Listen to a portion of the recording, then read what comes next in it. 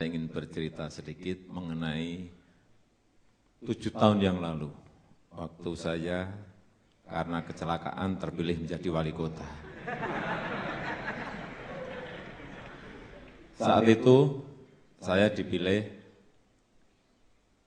hanya 37%, hanya terpaut sedikit dengan yang kandidat nomor 2, 37%. Kemudian pada saat yang pilkada kedua, karena saya sudah bekerja 5 tahun, pilkada kedua, tanpa kampanye, saya tanpa keluar uang serupiah pun, saya dipilih 91%.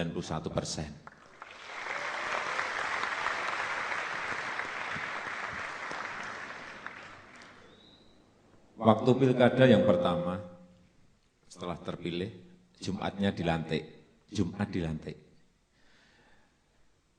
Saya sudah 25 tahun, itu tidak pernah ikut upacara, tidak pernah ikut upacara. Karena 23 tahun saya hidup di usaha ekspor produk-produk kayu. Sebelumnya saya juga ikut upacara, tapi hanya sebagai peserta upacara. Hari Jumat dilantik, kemudian Sabtunya libur, Minggunya libur, Seninnya jam 7 saya masuk. Protokol menyampaikan ke saya, Pak, nanti Bapak jadi inspektur upacara. Waduh, 25 tahun nggak pernah upacara, masuk langsung disuruh jadi inspektur upacara. Saya tanya ke protokol, gimana itu cara jadi inspektur? Gampang kok Pak. Oh, kalau gampang saya mau. Gimana?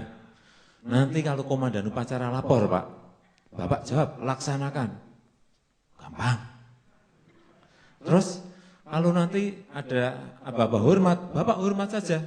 Saya pikir gampang. Terus, kalau nanti ada terakhir bubarkan, Bapak jawab, bubarkan. Wah, kalau itu gampang.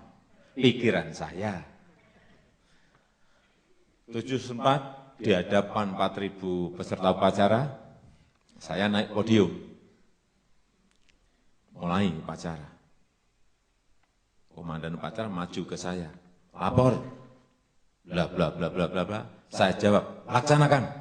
Langsung kembali. Waduh, selamat ini saya. Nah, ternyata yang kedua enggak selamat. Hormat, gerak. Saya hormat. Saya mikir kok enggak disuruh turun-turunin. Tapi sudah bermenit-menit saya tadi, lebih dari 5 menit. Mulai tertawa ini peserta upacara. Waduh, keliru ini saya. Terus dari depan saya peserta upacara lagi. Waduh, keliru ini saya lepas baru tadi ternyata semuanya tertawa. Besoknya masuk koran.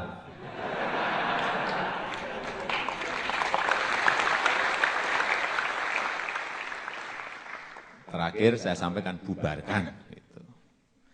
Kemudian yang kedua, sebelum masuk yang serius lagi, ini juga cerita betul. Saya masuk,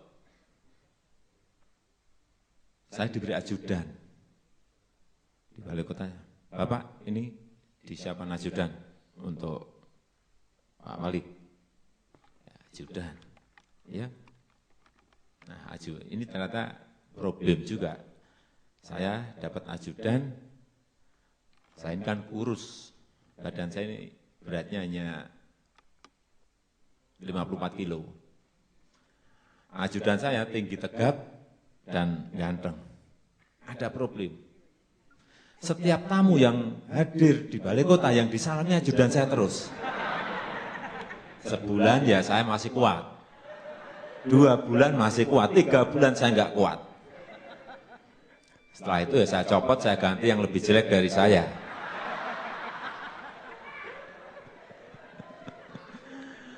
Setelah saya ganti, sampai sekarang selamat saya. Kalau ada tamu yang disalami saya terus. Pak, oh, berarti saya sudah punya potongan jadi wali kota sebelumnya, karena ajudan saya lebih tegap, lebih ganteng, saya dianggap nggak punya potongan. Mau cerita lagi yang lucu? Nanti jadi stand up komedi nanti.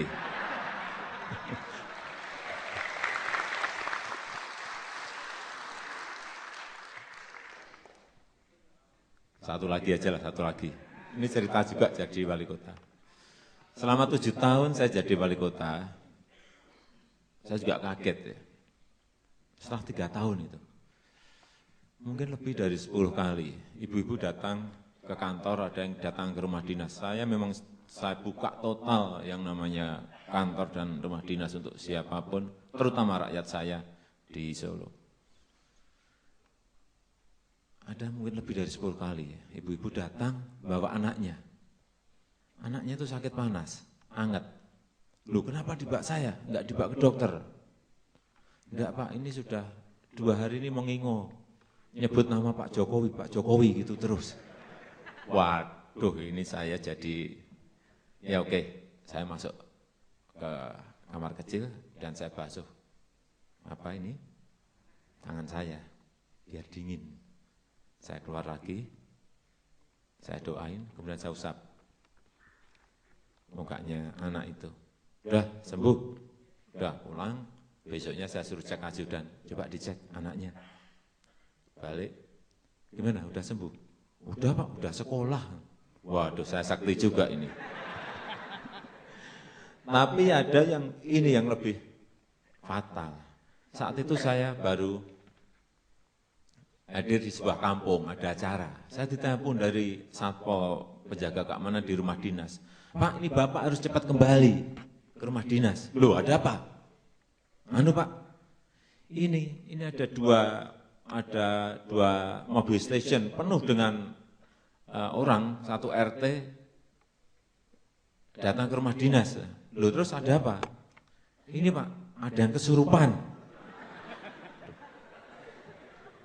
Kesurupan dibawa ke saya coba. Ya udahlah suruh nunggu.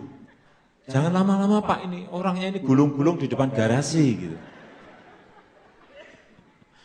Yang kesurupan tuh gulung-gulung di depan garasi. Ya udahlah saya selesaikan acara di kampung, kemudian saya pulang ke rumah dinas. Masuk ke rumah dinas saya lihat, waduh bener gulung-gulung di depan garasi itu yang kesurupan. Saya apain ya? Sudah saya masuk kamar. Saya buka kulkas, saya cari es itu. Saya pegang esnya itu agak lama itu. Terus saya suruh ke ajudan. Udah itu yang kesurupan suruh pegangin, bawa ke kursi panjang di ruang tamu. Saya pegang es itu. Es saya masukkan lagi dan saya datang ke ruang tamu. Itu saya doain. Dan saya usap lagi. Ini kan habis megang es itu. Mungkin setannya juga kaget. Ini wali kota ini sakti betul kok dingin sekali gitu. Saya gini kan saya juga kaget. Ya. Langsung dia tuh pegang kaki saya bawah itu langsung. Terima kasih Pak, terima kasih Pak, terima kasih. Saya juga kaget. Waduh ini sembuh bener ini. Kaget betul. Ini pengalaman bener. Ini bukan cerita bohong. Ini pengalaman bener enggak. Percaya tanya supir saya, tanya di rumah dinas, tahu semuanya itu. Tapi kalau di sini ada wartawan, jangan dimasukkan koran. Iya, rumah dinas saya nanti penuh orang kesurupan hanya minta disembuhkan nanti.